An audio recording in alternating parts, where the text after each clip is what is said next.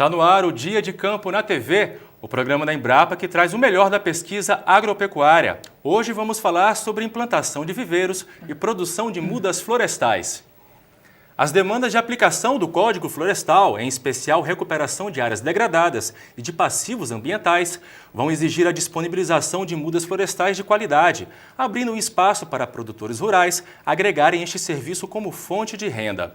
E para dar os detalhes dessa tecnologia, convidamos o pesquisador da Embrapa Florestas, Ivar Wendling. Ivar, seja muito bem-vindo ao Dia de Campo na TV. Olá, muito obrigado pela oportunidade. Ivar, eu começo te perguntando se existe alguma diferença nos viveiros que são utilizados para produzir plantas nativas, mudas nativas e mudas exóticas. Existe alguma diferença? Basicamente não existe diferença alguma em termos de estrutura. Algumas técnicas acabam mudando um pouquinho, com algum detalhamento maior ou menor, e a gente até vai discutir isso um pouquinho mais para frente no decorrer desse programa. E, por exemplo, se um produtor ele tiver lá por exemplo, um viveiro para produção de pimentões ou de tomate, ele pode ser utilizado também para a produção de mudas de plantas florestais? Sem dúvida, a estrutura ela se adequa à produção de mudas florestais, desde que feitos alguns ajustes em termos de irrigação, em termos de bancadas, em termos de recipientes, em termos de substratos, uma série de questões relacionadas à nutrição, mas há sim a possibilidade de ajustar sem problema algum. Agora, em relação à legalização, para produzir mudas é necessário haver algum tipo de certificação, de ser inscrito em algum órgão? Bom, o primeiro passo para se legalizar um viveiro para a produção de mudas florestais é o registro desse viveiro junto ao MAPA, Ministério da Agricultura e Pecuária. Lá, o produtor vai ter que se registrar como produtor de mudas. E vai ter que obter o registro no RENASEM, que é o Registro Nacional de Sementes e Mudas. E nesse registro tem uma série de questões que ele vai precisar atender. Uma delas é a questão do próprio responsável técnico, que hoje, segundo a legislação, pode ser tanto engenheiro agrônomo como engenheiro florestal. E uma série de outras etapas que, juntamente com o produtor e o responsável técnico, deverão ser atendidas para que esse viveiro realmente se legalize. E é só para deixar bem claro, se a pessoa quiser investir em mudas e começar a produzir isso sem certificação, ela pode ser até penalizada. Isso, sem dúvida. Se a legislação existe, ela precisa ser cumprida. Então, esse é o detalhe básico, é a primeira coisa que a gente precisa realmente observar para começar um viveiro florestal. E o sucesso de um empreendimento florestal começa com o plantio de mudas de qualidade. Acompanhe agora na reportagem. Um bom viveiro florestal reúne características que o fazem produzir mudas que, depois, têm grandes chances de se tornarem plantios ou áreas florestais de sucesso. O local onde está o viveiro tem influência direta nos custos de produção de mudas e na qualidade delas. As principais características do local são fácil acesso, intensa iluminação solar e bom suprimento de água de boa qualidade, inclusive com sistema de irrigação eficiente, podendo ser por aspersão, mini aspersão, nebulização ou gotejamento, dependendo do tamanho do viveiro e dos objetivos de produção. Outras características desejáveis são proximidade com o mercado consumidor que vai plantar ou comercializar a produção, locais não sujeitos a ventos fortes, boa disponibilidade de mão de obra, local bem arejado e bastante ensolarado, declividade do terreno mínima de 2% para evitar acúmulo de água no solo e máxima de 3% para não comprometer as atividades de manejo. Além da estrutura em si, é importante perceber outros aspectos que influenciam na qualidade das mudas produzidas. Produzir muda de qualidade não é somente colocar a semente dentro do tubete. Começa pela semente, pelo substrato, pelo tubete, sabe, pelo manejo, pela capacidade nutricional.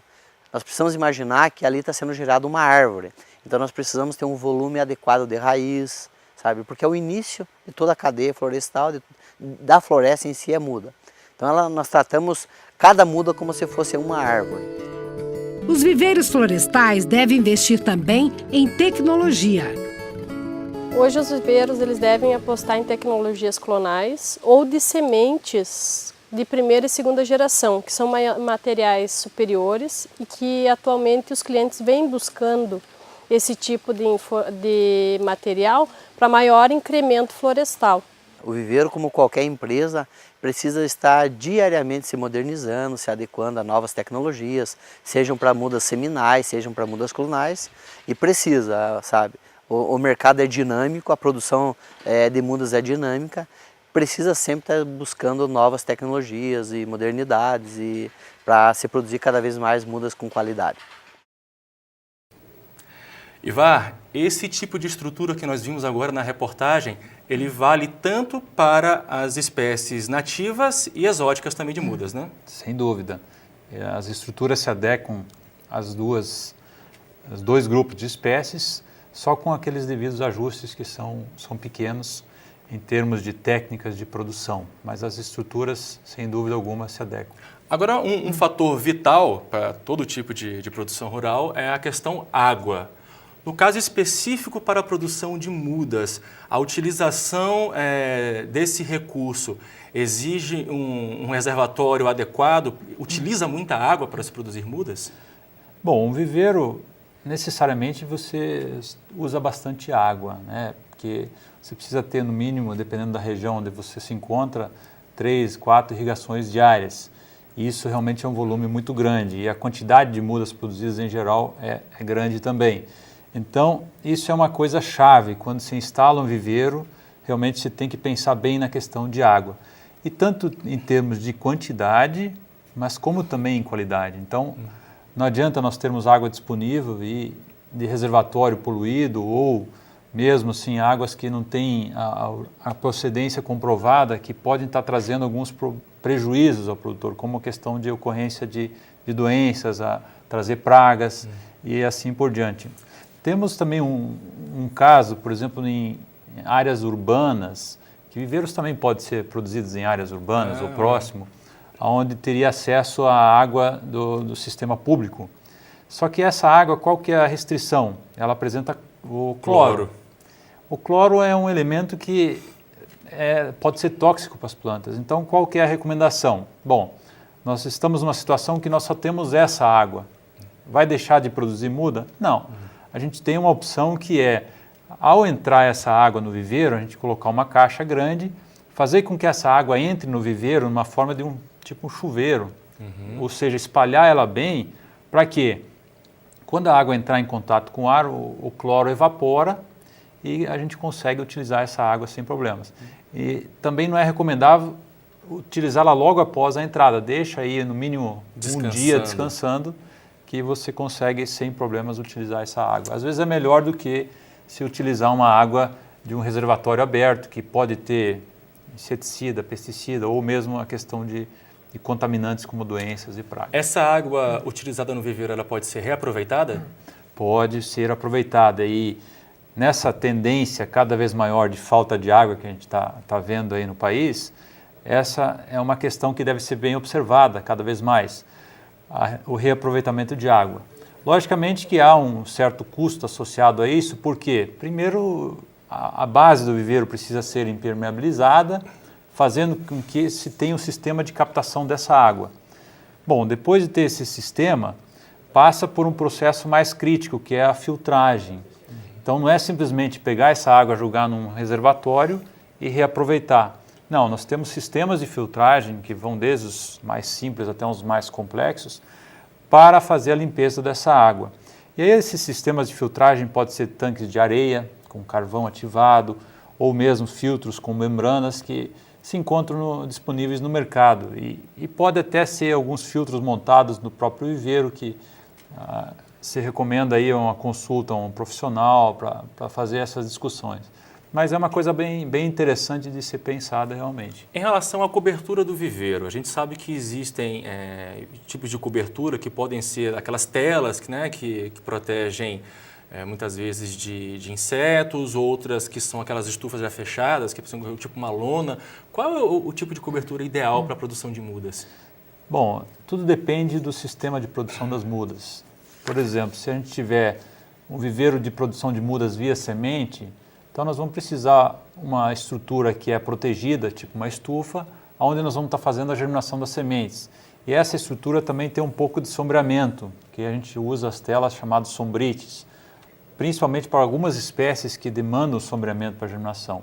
E após isso, nós vamos ter algumas estruturas somente para cobertura, para evitar, por exemplo, granizo, chuva muito forte.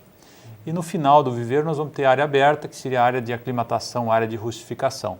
Mas a base são similares e muda um pouco quando a gente trabalha com outros sistemas de produção. A gente vai estar discutindo um pouquinho mais esse sistema de clonagem mais para frente, onde entraria outras estruturas como a casa de vegetação, que é um ambiente com alta umidade para fazer o enraizamento de estacas, de mini estacas, para poder fazer as mudas. A próxima pergunta que eu ia te fazer é se um viveiro exige muita mão de obra, mas pelo já o início da nossa conversa, sim, né?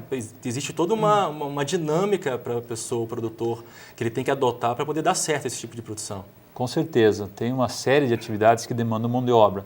Embora cada vez mais tenham se desenvolvido máquinas, equipamentos, visando a redução de mão de obra, porque isso é um custo agregado bastante alto, mas mesmo assim, ainda muita mão de obra realmente para fazer a produção de mudas. E diga-se de passagem, não é qualquer mão de obra, é uma mão de obra assim, que tem um trabalho mais calmo, um trabalho mais calmo, mais sensível, então não é uma coisa assim de rústica, muito bruta. A gente sempre pode falar comparar um viveiro como uma UTI, um hospital, né? Você vai estar trabalhando com um indefeso, né? Ou se a gente levar mais próximo da realidade dos nossos telespectadores, das donas de casas, que tem aquele cuidado com as plantas de casa, de fazer a poda, de tirar uma folhinha.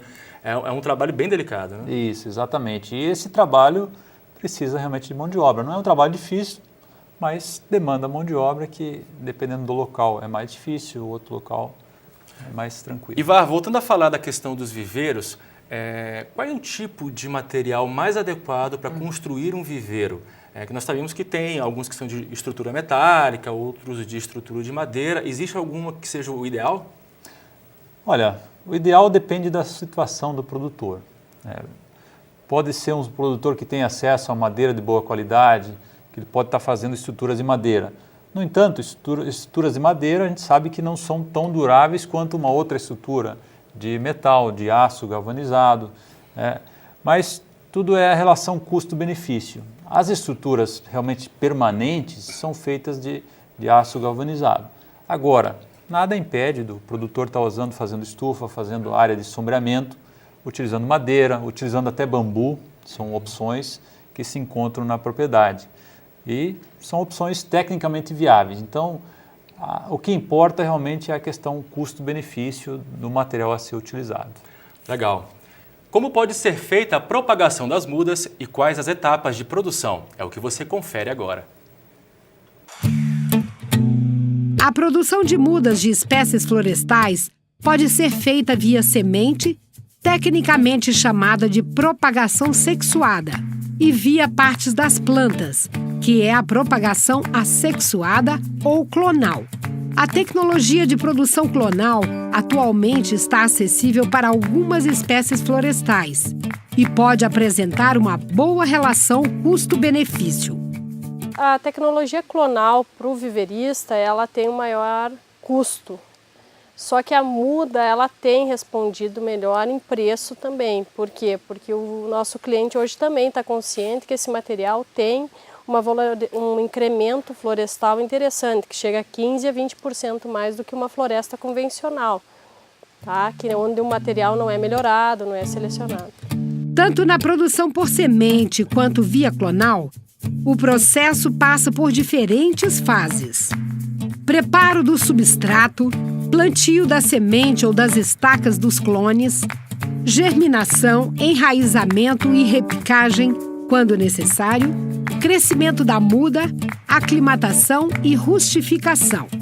As fases de aclimatação e rustificação são importantes para que a muda vá se adaptando aos poucos e sofra menos quando for plantada, uma vez que no campo vai ter menor disponibilidade de água proteção e nutrientes.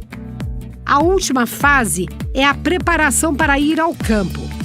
Quando são mudas em recipientes menores, são feitos rocamboles para facilitar o transporte e a distribuição no campo. Durante toda a fase de viveiro, além dos cuidados com a produção da muda em si, o viveirista tem que estar atento à ocorrência de pragas e doenças. Normalmente, a gente preconiza algumas medidas de controle que o viveirista tem que aplicar, visando a impedir que a doença ocorra nele. Então, normalmente se recomenda o uso de sementes sadias, substrato estéril, para que não haja nenhuma forma do próprio substrato estar levando a algum tipo de inóculo, de algum fungo fitopatogênico, para que depois ele ataque as mudas.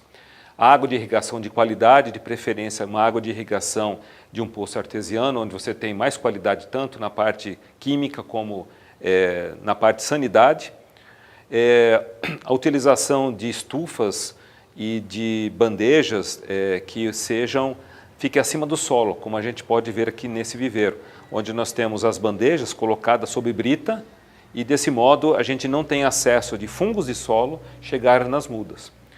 Então você tendo estufas, recipientes limpos e desinfestados, sem nenhum tipo de inóculo, substratos, sementes sadias e um viveiro onde você sempre faça limpezas, no sentido de descartar material doente, praticamente já eliminam 90% da chance de ocorrer doenças no viveiro. Ivar, já que a nossa matéria está falando sobre produção de mudas, eu queria atentar para um ponto que eu acho que é muito importante. Como que o produtor ele pode identificar uma muda de qualidade? Quais são os critérios que ele deve seguir? Bom, o primeiro ponto é o que a gente já abordou, ou seja, ver se o viveiro está registrado no Ministério da Agricultura. É um viveirista certificado. Certificado com o Registro Nacional de Sementes e Mudas.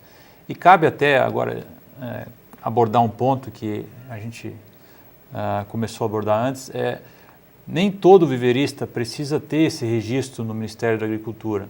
Mas quando que ele não precisa? Quando o viveirista produz a muda para o seu consumo próprio, ou seja, não é para venda.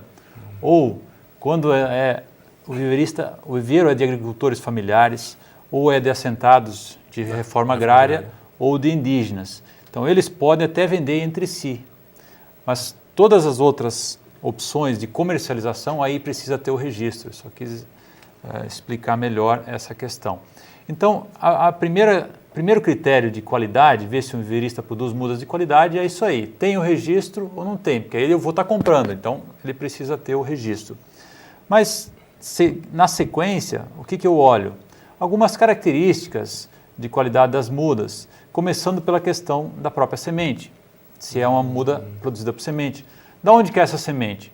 Se é uma espécie florestal visando a produção, ou se é uma espécie florestal visando a recomposição ambiental, eu tenho que saber a origem da semente. Se é para a produção florestal, que grau de melhoramento tem essa semente? Da onde que veio essa semente? Se é para a recomposição ambiental, da onde que veio essa semente também?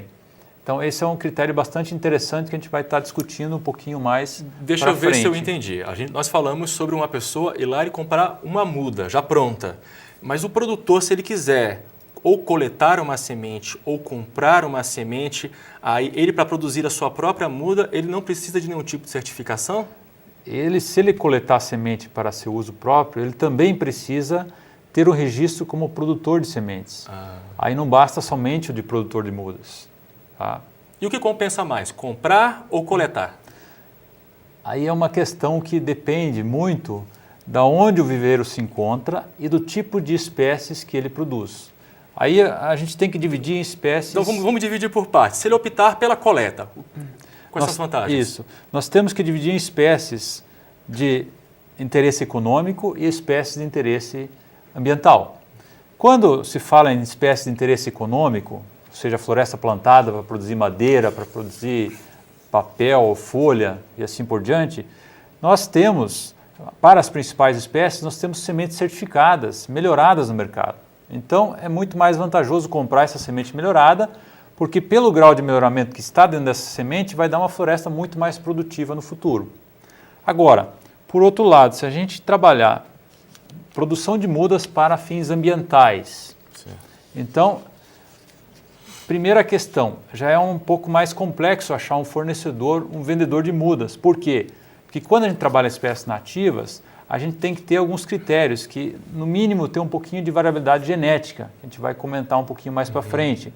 Então, não adianta, por exemplo, eu comprar sementes. Se eu estou aqui numa região, por exemplo, no norte do Brasil, e tem um fornecedor de uma espécie que eu quero produzir mudas lá no sul do Brasil, eu não posso comprar essa semente e produzir mudas para plantio aqui no norte. Tem que levar em consideração a questão da adaptação dessa cultivar. Então, para fins ambientais, eu tenho que levar em consideração onde que vai ser o plantio, para comprar sementes próximas, de fornecedores próximos daquela região.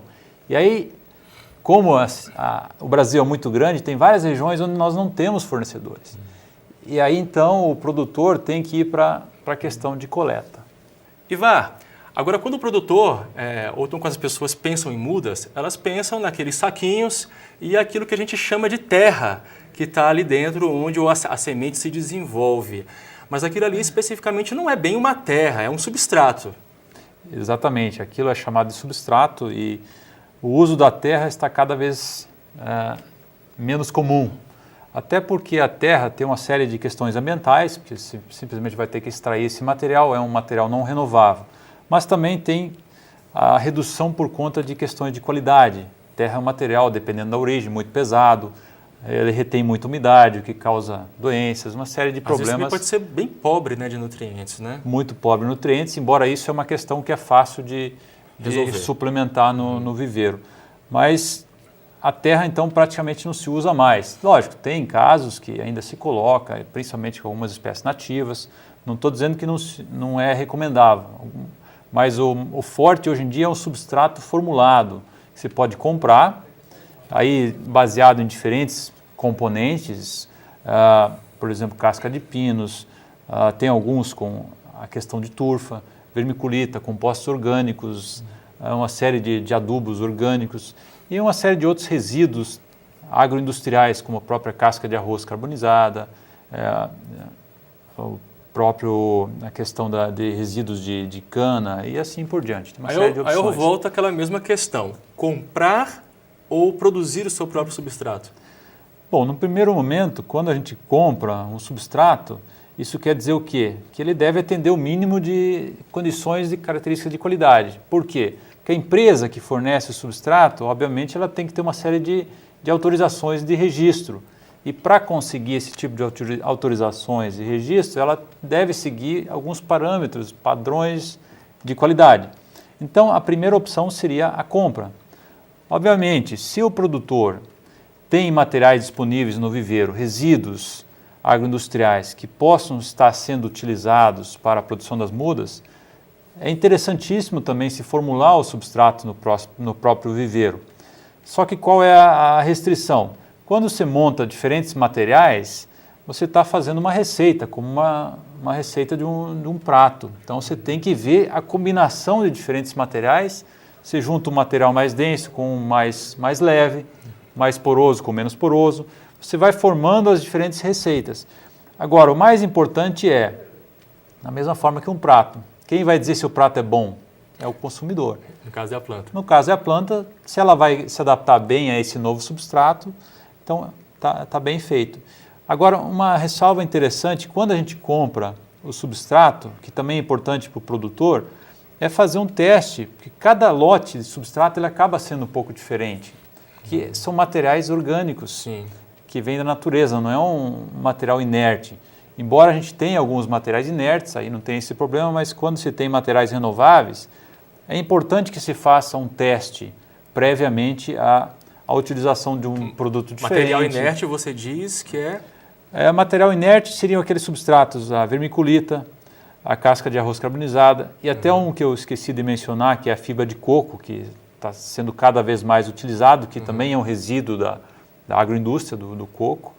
É um substrato excepcional, mas também é um material inerte. Então, todos os materiais inertes são aqueles que não acabam degradando no recipiente. Não existe uma transformação Isso, dele. Não existe uma transformação. Então, quando se trabalha Hoje a base dos substratos no Brasil ainda é com materiais orgânicos, que é interessante, porque tem toda uma flora associada a eles.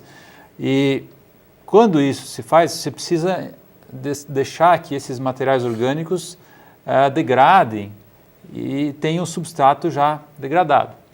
E, consequentemente, diferentes lotes, às vezes, apresentam diferentes pontos de degradação, de decomposição, e você pode ter, às vezes, uma não adaptação à muda. Então, o importante sempre, trocou de substrato, faça um teste no seu viveiro, na sua condição. Ivar, eu quero falar agora sobre clonagem. Só para situar as pessoas que estão em casa, que você possa esclarecer o que é a clonagem. Clonagem nada mais é do que a produção de uma planta sem o uso da semente. Então, não tem nada a ver com o que a gente às vezes ouve na televisão de transformação genética. Não tem nada a ver. É uma coisa simples que o produtor usa já há séculos. Não é tipo a clonagem da ovelha Dolly lá, Não, é não, completamente não. diferente. A gente está falando aqui o processo de plantio da cana-de-açúcar, por exemplo, que não é por pedaço da planta, da mandioca, não se usa semente. Então, Você a clonagem... corta um talo, planta Isso, aquele talo e ele vai isso, continuar isso. produzindo. Então, a gente tem diferentes técnicas de clonagem para espécies florestais, tá? Mas o princípio é o mesmo, né? Não tem nada a ver com... E é vantajoso para o viverista produzir clones? Bom, aí depende se é para fins econômicos, ou seja, as mudas são para fins econômicos, é interessante, desde que se tenha material melhorado. Porque a clonagem é uma ferramenta. É uma ferramenta que se tem à disposição, que é muito interessante, mas desde que sejam observados alguns cuidados. Ou seja, se eu clonar um material que não é bom para aquela condição onde vai ser plantada a muda, aquela condição de clima, condição de solo, ou não é um material que produz uma madeira que eu preciso, que eu quero uma madeira de qualidade, ou se eu quero produzir folhas, no caso de um chá, no caso da erva mate, não é aquele meu sabor de interesse, não é a qualidade de interesse, então não adianta eu produzir clone. Então, a clonagem, nós poderíamos usar o seguinte exemplo: de que adianta eu ter uma Ferrari se eu tenho estrada de terra para andar? Então, a clonagem poderia ser a Ferrari, mas para eu poder operacionalizar a clonagem nas mudas florestais, eu tenho que ter material genético, que seria a estrada. De uma matriz que seja adequada. Uma matriz que seja muito boa de produção. E essa produção, como eu falei, depende do meu objetivo. Se eu vou produzir uma fruta, a árvore selecionada que eu vou fazer clonagem, ela tem que produzir uma fruta de qualidade, né? No caso, uma manga, seria uma manga doce. Eu posso selecionar ela em diferentes épocas de produção. Em espécies florestais é muito comum isso aí. Então, a clonagem tem uma série de aplicações. E entre essas outras também, a gente pode citar a uniformidade das mudas produzidas. Quando a gente está produzindo um clone, isso significa que todas as mudas que eu vou produzir a partir desse material vão ser geneticamente iguais. Ou seja, 100% uma vai ser igual à outra. Isso é importante por quê? Para fins produtivos. Porque eu vou facilitar o meu processo de produção da muda, porque é tudo igual. Eu vou facilitar o processo de formação da floresta depois, o processo de colheita, beneficiamento da matéria-prima, porque eu vou ter um padrão de produto muito mais uniforme. Então, começa a facilitar todos os processos. Por isso que a clonagem no setor florestal no Brasil decolou. Ela começou com o eucalipto, basicamente, e decolou por conta dessas vantagens associadas. Ok. E saber identificar uma muda de qualidade é essencial para o sucesso do plantio florestal. A equipe de reportagem foi até um viveiro, parceiro de pesquisas da Embrapa Florestas, para saber quais as características de uma boa muda. Acompanhe. Algumas características são essenciais para verificar se uma muda é de qualidade. Mudas com bom desenvolvimento e altas taxas de sobrevivência após o plantio apresentam as seguintes características: sistema radicular e parte aérea bem formada, bom estado nutricional, livre de pragas e doenças. A muda, ela é o mais barato de toda a cadeia florestal. Então, uma muda com uma qualidade superior ou uma muda colhida numa árvore de beira de estrada, o preço é muito parecido, não tem oscilação muito grande de preço. Mas todo outro trabalho, plantio, tratos culturais, uma silvicultura adequada, manutenção, limpeza, todo esse outro trabalho é igual. Então, se você economizar 3 a 5 centavos, muitas vezes uma muda de ótima qualidade superior para uma muda comum, você somente vai economizar na muda, porque o restante é tudo igual. Consequentemente, você não terá uma floresta superior, porque o mais importante e o mais barato você deixou de comprar. Então, muda é importantíssima. É muito importante que, quando você vai comprar uma muda em um viveiro, veja a origem, seja seminal, clonal, qual é a origem, qual que é a empresa, se é uma empresa que já está no mercado, exija a Renasem, exija o certificado de origem desse material genético. Isso é muito importante. Muda de qualidade, consequentemente é floresta de qualidade. Em espécies florestais que são produzidas em recipientes como esse aqui, o caso do tubete, o que a gente olha como característica de qualidade? O diâmetro do colo da planta, né, em geral mais grosso, né, você vê que tem que ser um pouco, no mínimo aí uns 2 a 3 milímetros, lógico que depende da espécie, aqui no caso a gente está falando de pinos, e a altura, sempre em relação à altura do recipiente, então no mínimo uma vez a 1,5 vezes a altura do recipiente, a altura da parte aérea um pouquinho maior que a altura do recipiente. Então aqui, se a gente pegar essa muda aqui, você já vai ver que 1 vez, 1,5 vezes, então já está um pouquinho passando do ponto realmente de altura. É uma muda que está no limite já de qualidade.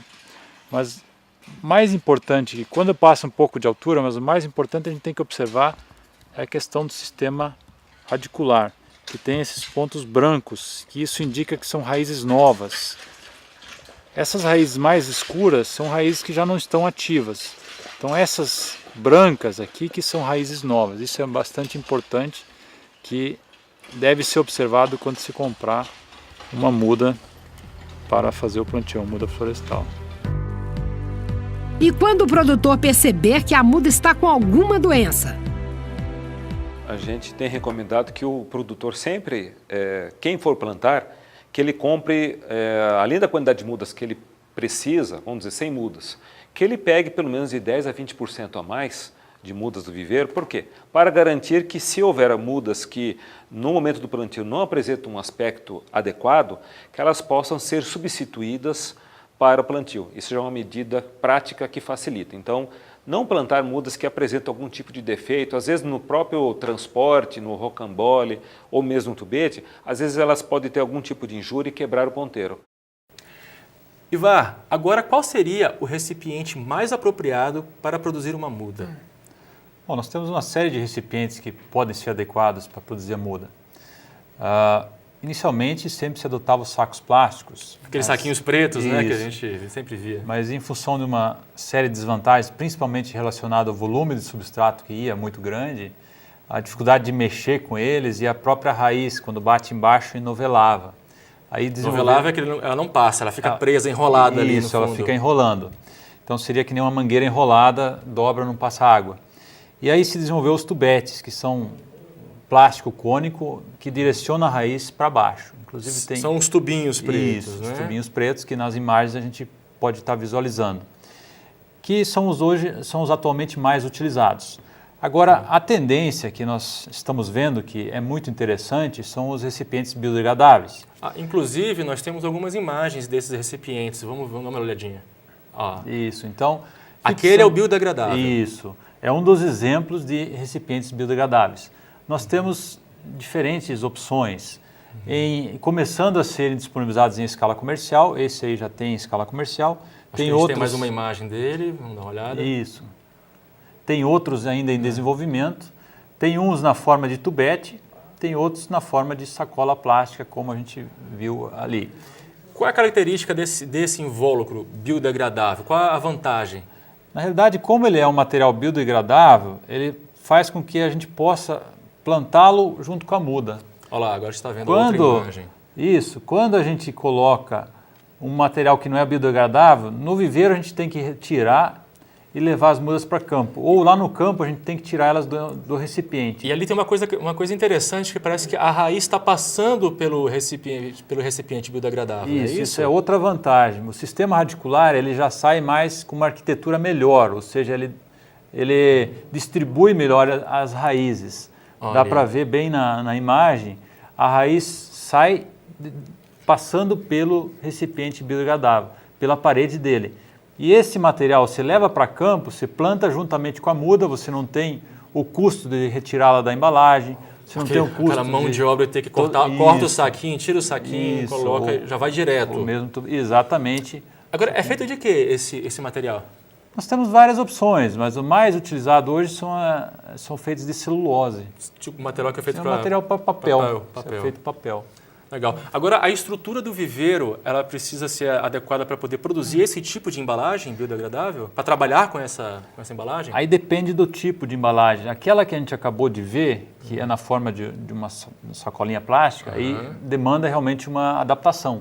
Ou seja, aquele sistema tradicional utilizado na embalagem no chão, quando era o saco plástico, aqui nós precisamos levantar, porque embaixo ele também é aberto.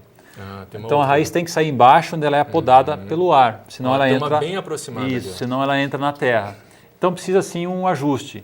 Agora, outros modelos que são na forma de tubete mesmo, então ao invés de ser de plástico, ele é de celulose ou outros resíduos, aí não precisa alterar nada de estrutura. Agora é fácil de encontrar no mercado esse tipo de recipiente? Tem algumas opções, esse que a gente mostrou, ele já tem no mercado, outros ainda estão em fase final de teste, mas isso em curto espaço de tempo vão estar disponíveis, porque tem uma série de vantagens, principalmente a questão de redução da mão de obra e melhoria da qualidade da muda produzida da árvore que vai estar na floresta depois. Ok. Com o Código Florestal e o Cadastro Ambiental Rural, o CAR, tem aumentado a procura por mudas de espécies nativas. Confira na reportagem. Um viveiro de produção de mudas florestais de espécies nativas tem as mesmas necessidades de um viveiro de espécies comerciais. Boa estrutura, disponibilidade de água de qualidade, intensa iluminação solar, fácil acesso, boa drenagem.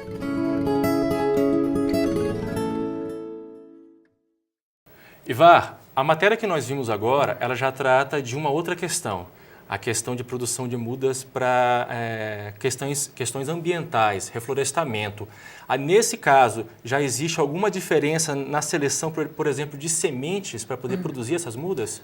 Nós temos uma diferença básica que é relacionada à questão da variabilidade genética das sementes. Ou seja, quando eu trabalho com espécies nativas para fins ambientais, eu preciso selecionar matrizes com maior variabilidade genética possível. Ou seja, eu não posso coletar sementes somente de uma planta matriz. E também eu tenho que ter outras plantas localizadas numa distância de no mínimo 50 metros. De preferência, dependendo da espécie, se eu conseguir, no mínimo 20 a 25 plantas diferentes. Aí eu consigo fazer uma grande variabilidade genética entre as sementes. Esse é um dos principais pontos aí. Já no caso da clonagem, ela também pode ser utilizada para essa finalidade de reflorestamento?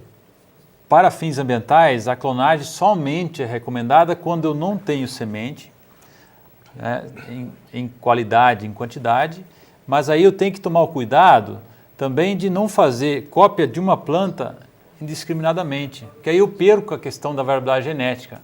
Então a clonagem pode sim ser usada para fins ambientais, mas eu misturo vários lotes de semente e multiplico essas plantas por via clonagem. Ok.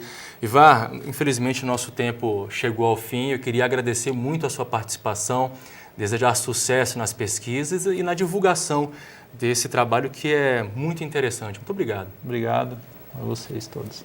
E para mais informações, entre em contato com a Embrapa Florestas em Colombo, no Paraná, pelo telefone código de área 41 3675 5600 e na internet acesse o www.embrapa.br/florestas. E agora conheça mais um lançamento da Livraria Embrapa.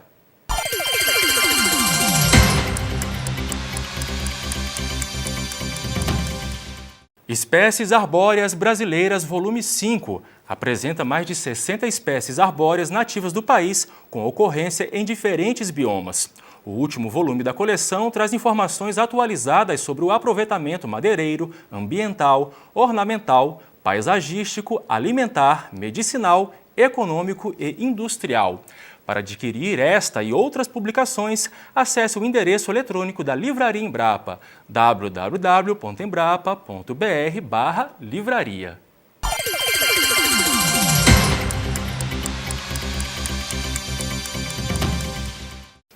O Dia de Campo na TV fica por aqui, mas semana que vem estamos de volta. E para mais informações, visite nossa página na internet www.embrapa.br/diacampo. Até lá!